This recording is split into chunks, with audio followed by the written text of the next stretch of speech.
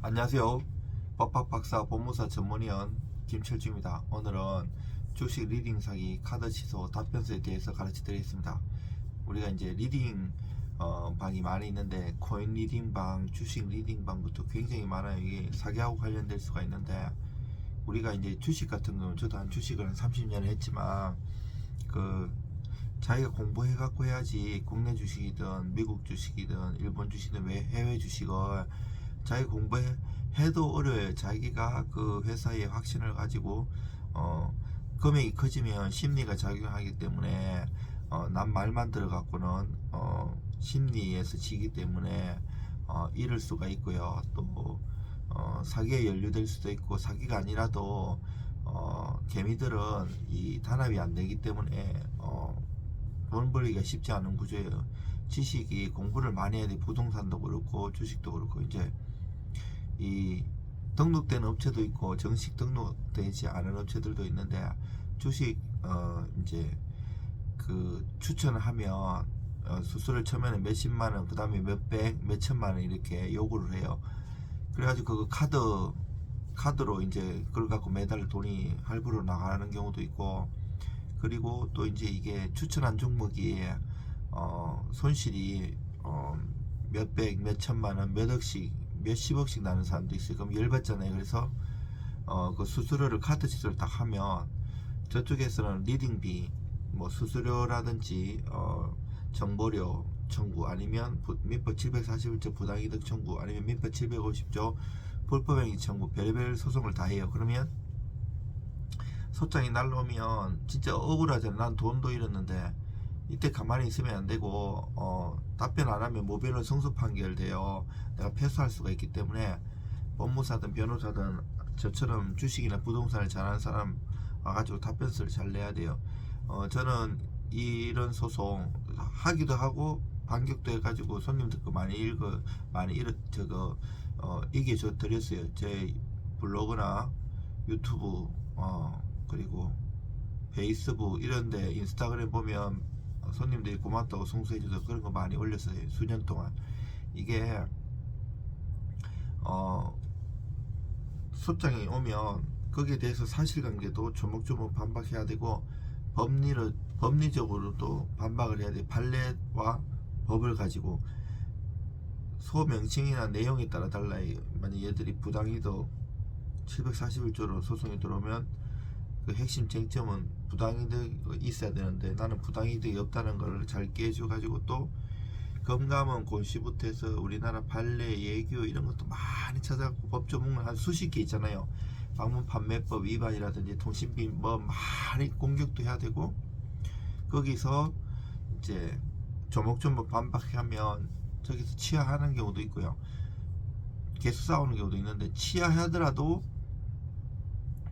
또 그 담당하는 직원이나 법무사가 바뀌면 또 소송을 제기하는 경우도 많았고요. 두 번, 세 번 막 제기해가지고 이게 드린 것도 있고 별의별 것들이 많아요. 소송 같은 거는 정성이고 심리가 있기 때문에, 일단은 사실관계는 본인이 잘 알아도 사실관계를 정리하면서 법적인 전문가하고 주식을 잘하는 사람하고 서로 상호 협의하면서 주거니 받거니 하면서 수없이 글을 다듬고 공격 포인트를 준비를 해서 공격을 해야 돼요. 반격을 하면서. 최고의 방어는 공격이거든요. 배차하면 반소 제기해서 내가 잃었던 거, 그 손해배상을 반소로도 하고 내용 증명도 보내고 고소장, 뭐 형사 민사도 다 융단 폭격도 할 일 생길 수가 있어요. 그래가지고 얘들이 보통 보면 이제 그 리딩비 중간에 안 주면 뭐 직원이든 아니면 법무사 업체든 변호사 업체에서 그 내막은 잘 모르면서 다 한꺼번에 막 보내요. 그래가지고 대꾸 잘 안 하는 사람들은 그냥 모변 원고 승소 판결 받아가지고 강제 집행해요. 뭐 재산 명시, 채무불이행자 명부등재, 채권 압류 추심, 뭐 여러가지 은행 통장, 그리고 정권 보험 이런데 압류도 들어오고 이래요. 그래서 집행권을 만들기 전에 내가 반박해갖고 적극적으로 다투어야 돼요. 판사님들 딱 보면 아시걸랑요. 그리고 또 한 지역에 이게 소송이 있으면 본인만 소송하는 게 아니고 다른 사람도 소송이 굉장히 많이 들어오기 때문에 그 판사님도 대충 눈치를 차리세요. 보통 보면 여러 가지가 있기 때문에. 그러면 내가 잘 써갖고 답변을 하면 저쪽에 반응도 여러 가지예요. 뭐 전화 와가지고 내가 지금 1,000만 원 청구했는데 500만 원을 하자 이렇게 오는 경우도 있고, 아니면 취하하는 경우도 있고, 거기에 따라서 또 유기적으로 대응하면 돼요. 일단은 내가 그 보통 그 추천 한 종목에 손실을 나는 경우가 되게 많아요. 그래서 그 수수료를 안 주게 되거든요. 뭐 그 사람들이 추천하고 돈 많이 벌면 왜 그런 거 아끼겠어요. 그리고 주식은 남의 말 들어가지고는 쉽지 않아요. 뭐 정권에서 이런 애들도 다 잃잖아요. 그게 심리도 그렇고 공부도 많이 해야 되지만 투자에는 심리가 있어가지고 쉽지가 않아요. 거꾸로 하게 돼 있고 목표치까지 못 기다리는 경우도 있고, 우리가 이제 싸게 사서 부동산이든 주식이든 비싸게 팔아야 되는데 싸수 비도인데 이게 거꾸로 될 수가 있어요. 막 떨어지면 그때는 오히려 매수해야 되는데 하나씩 더 떨어질 것 같으니까 팔고, 올라갈 때는 추격 매수해 가지고 오히려 더 그때는 팔아야 되는데 또 떨어질 수가 있고. 근데 또 회사에 대한 내가 공부를 안 하고 확신이 없으면 이게 상폐될 수 있는 종목이니까 두렵기도 하고, 막 댓글 같은 거 읽어보면 막 엄청나게 알바생들도 활동하고 일반인들도 자기가 팔았으면 부정적인 글을 올리고 그 이제 싸게 또 살려고요. 또 그 내가 사갖고 있으면 많이 올려 그 매수를 부추기고, 사람의 심리는 돈의 앞에서 막 그런 경우가 있기 때문에 제대로 잘 대응해야 돼요. 시간에 투자하고 가치에 투자해야지. 어디 정보 매매는 원래 아버지의 회사도 안 한다는 얘기가 있어요. 정보는 역정보도 흘리고 이러기 때문에 저도 상패도 많이 당해보고 많이 잃어보기도 했는데, 자기가 공부해가지고 부동산이든 주식이든 해야 돼요.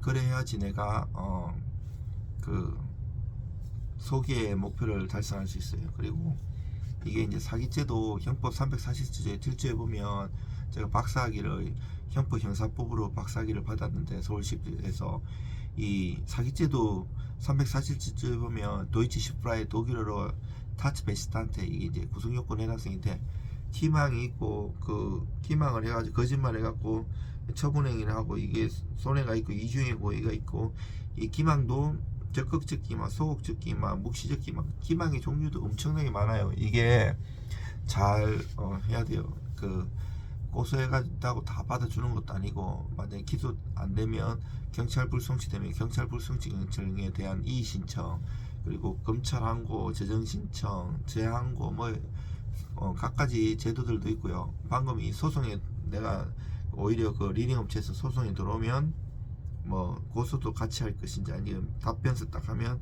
거기서 치안하고 또 준비서면 쓰면 여기서 또 준비서면 쓰고, 내가 그 종목에서 추천해가지고 그 보통 보면 잘 간직해야 돼요. 그 담당자 전화번호도 모르는 경우도 많아요. 막 카톡으로만 대화하고 다른 사람이고 거짓말할 그 영업사원들도 많거든요. 아주 몇 배 오른다는 거 이런 캡처하고 내가 그 종목 추천해가지고 이래 손실이 일어난 거 그때 정권에서 그 앱 다 보면 다 있어요. 언제 매수하고 언제 손실이 얼마하고 매매 손익이라든지 손익 추이라든지 그런 거를 증빙 자료를 잘 정리하고 일목요연하게 육하원칙으로 해야지 전문가인 법무사든 변호사든 그거를 법리적으로 잘 공격하고 방어할 수 있거든요. 뭐 소송은 정성이에요. 이 주식 리딩 소송뿐 아니라 모든 소송에서 정말 그 본인하고 그 전문가하고 혼연일체가 돼갖고 사실관계 반바 그리고 법리 반바 이런 것을 잘 해줘야만 이길 수가 있어요.